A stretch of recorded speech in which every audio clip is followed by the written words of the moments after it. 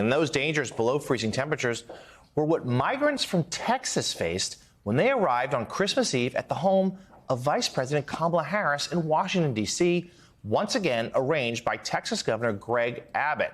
3 buses from Texas dropped off about 140 people outside the U.S. Naval Observatory on Saturday, Christmas Eve. Immigration activists called the incident particularly cruel because there were young children and babies among those dropped off. And many migrants lack shoes and other clothing. The Migrant Solidarity Mutual Aid Network, as well as other groups, then picked up the migrants and brought them to shelters where they receive food and warm clothes. The group is also helping many of the arrivals find transportation to reach their final destinations. The White House released a statement accusing Governor Abbott of having abandoned children on the side of the road in below freezing temperatures on Christmas Eve without coordinating with any federal or local authorities. And Elise, we say on the show often, 2 things can be true at once. Certainly, the situation at the border needs to be addressed. But this here, leaving these families, particularly those children, outside in frigid temperatures on Christmas Eve, hard to describe that as being anything other than cruel. How does that accomplish any political purpose whatsoever? And given that's what these men and women and children were used as on Christmas Eve, political pawns, it just is a disgusting act that had no place really happening anytime, but especially on Christmas Eve. And it's kind of hard to believe that Greg Abbott saw this as politically expedient. I'm thinking about somebody else I'd like to abandon on the side of the road on a cold Christmas Eve. Maybe Greg Abbott. We could maybe figure out a place where we could dump him to suffer in the cold. Look, I mean, there's never been a moment when this stunt, which is all it's been from the very beginning, we've now seen it repeatedly. I've been doing it now for months in different forms. There's never been a moment when it's been anything other than that, right? It's this theater of cruelty, theater of absurdity. They apparently.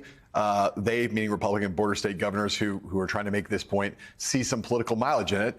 I don't think there's any empirical evidence that this has paid off for any Republican that's done this. Now, look, people like Ron DeSantis and his team will say, it obviously didn't hurt me in my reelection efforts. Didn't hurt Greg Abbott in his reelection efforts either. And because they haven't paid a price for it, I think the logic of it is, well, if it was politically astute in their minds to do this over the summer in Martha's Vineyard, it's even more astute to do it because it highlights the thing and makes the case more dramatically. Now, I think for most normal humans, we sit here and look and say, these are children and you're using them in this disgusting way. But as I say, it's always the case with Republicans who do these things, and any politician who decides to play games like this. If they don't pay a price for it, they'll do it again. And so far, these guys don't seem to have paid a price for it. But what's the audience for this? Is this being cheered on Fox News and other conservative cable networks? We know that the border is an issue, Title 42. There's a matter of days before, the administration believes those scenes at the border are only going to get worse. But that could be separate than this. It's Christmas Eve. It's freezing temperatures. Who's cheering this on? I know. I don't even see the most hardcore of red meat Trump supporters watching state media enjoying this because it's Christmas Eve, and who wants to see babies and children and people who don't have shoes dropped in freezing, frigid temperatures? It's just, I do not know why Greg Abbott thinks that this is actually something that's going to bolster his political fortunes. It makes no sense. Give me half an hour on the internet. I'll find somebody who thinks it was a good idea. That is where we are, I guess. Look, I agree with you guys. Obviously, it's appalling and disgusting. I just think that in the end, the only thing that many people understand who want to play these games are consequences. Well, trying to one-up the other, trying to one-up DeSantis for Martha's Vineyard, just the back and forth.